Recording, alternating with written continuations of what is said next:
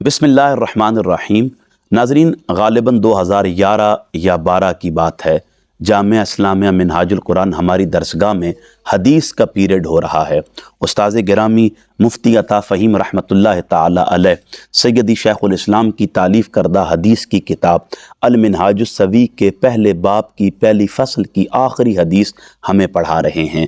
हदीस सुनाना मकसूद नहीं है, बल्कि हदीस के इब्तिदाई लफ्ज़ों को बुनियाद बनाकर कुछ गुजारिशात आपके गोश गुजार करना चाहता हूँ। हदीस के लफ्ज़ अन मुआज़ रदियल्लाहु ताला अन्हु क़ाला कुन्तु रिदफ़न नबी सल्लल्लाहु अलैहि वसल्लम अला हिमारिन युक़ालु लहू उफ़ैर।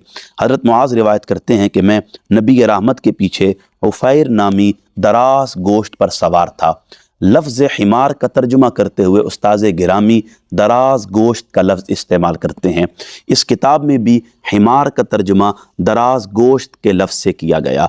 अब दरसियात का पहला साल था, हमें क्या मालूम कि दराज गोश्त किसे कहते हैं।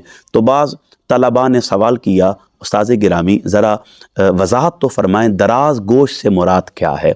अब उस्ताज़ गिरामी बराह रास्त हिमार का तर्जुमा नहीं करते, बल्कि इशारों किनायों में हमें चंद मिसालें देना शुरू कर देते हैं।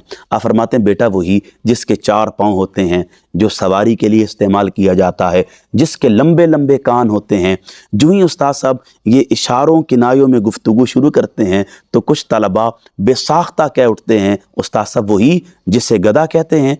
आप यकीन जानें, किसी की जानिब से लफ्ज़ गदा कहने की देर थी कि उस्ताद साहब अपनी उंगली को होंठों पर रखते हुए खामोश रहने का इशारा करते हैं। फिर आप फरमाते हैं, बेटा जिस चीज़ की निस्बत करीम आका अलैहिस्सलातु वस्सलाम से हो जाए उसका अदब हम खुद पर वाजिब कर लेते हैं। ये वो तरबियत थी जो हमारे असातिज़ा अदब की सूरत में हमें पढ़ा, बता और सिखा रहे थे, और ये तालीम दे रहे थे कि बेटा जब बात करीम आका सल्लल्लाहु ताला अलैहि वसल्लम की किसी निस्बत किया जाए तो तुमने उसका अदब, हया, ताज़ीम खुद पर लाजिम कर लेनी है। यही वजह है कि जब भी बात नबी रहमत की किसी निस्बत की आती है, हम अपना सब कुछ कुर्बान करने का अज़म लिए मैदान में उतर जाते हैं। अगर बात सहाबाए किराम रिदवानुल्लाहि ताला अलैहिम अजमईन की आती है, हम अदब के साथ अपना सर झुका लेते हैं, और बात करीम आका अलैहिस्सलातु वस्सलाम की मुबारक अहले बैत की आ जाती है तो फिर हम अपना सब कुछ कुर्बान करने के लिए तैयार हो जाते हैं। हमें इन दोनों निस्बतों का हया सिर्फ नबी रहमत सल्लल्लाहु ताला अलैहि वसल्लम की वजह से है। लेकिन बदकिस्मती के साथ आपको इस ज़माने में कुछ ऐसे लोग भी नज़र आएंगे जो सहाबाए किराम रिदवानुल्लाहि ताला अलैहिम अजमईन की मोहब्बत का दम तो भरते होंगे, लेकिन अहले बैत के मामलात पर तनकीस करते होंगे।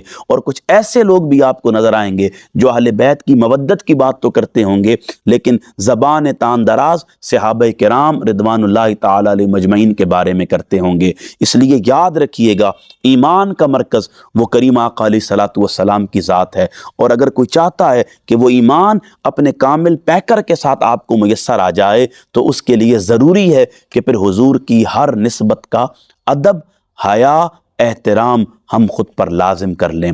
और देखें झगड़ा क्या है, फसाद क्या है, हमें फितना परवरी नज़र क्यों आती है, लोग बाहम दस्तो गिरबां होते हुए क्यों दिखाई देते हैं, क्यों हर रोज़ कोई ना कोई एक दूसरे से उलझा हुआ होता है। उसकी वजह यह है कि हम में हुजूर की निस्बतों का हया ख़त्म हो चुका है। हमें चाहिए कि जब बात सहाबाए किराम रिदवानुल्लाहि ताला अलैहिम अजमईन की आए तो तब भी आँखों को अदब से झुका लें, और जब बात अहले बैत अतार की आए तो फिर सब कुछ इनके नाम पर कुर्बान कर दें।